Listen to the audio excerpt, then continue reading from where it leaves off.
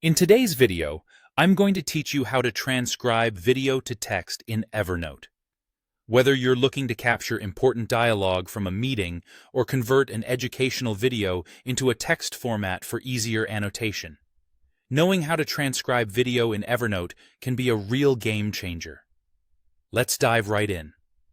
To start, open the Evernote app on your device, which could be either desktop or mobile, wherever you feel most comfortable working.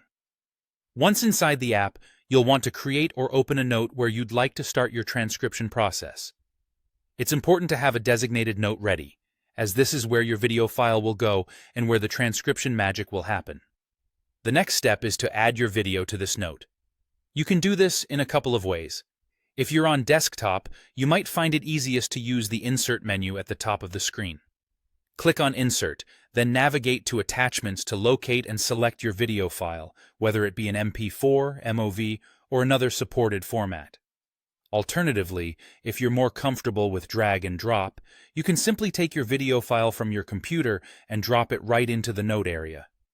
If you're using mobile, the process is equally straightforward. Tapping on the attachment icon will allow you to upload your video file directly from your device's storage. Now that your video file is sitting comfortably in your note, we're ready to move to the next step. Locating the Transcribe button. This part is crucial because this is the feature within Evernote that enables the transcription process.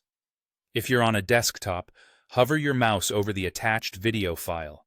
You should see the Transcribe button appear. Meanwhile, if you're on a mobile device, just tap on the video and the same button should be visible to you. Simply click or tap it to initiate the transcription process.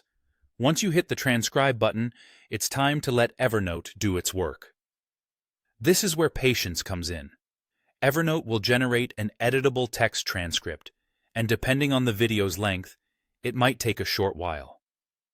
As Evernote works its magic, take a moment to think about how you're going to utilize the transcript.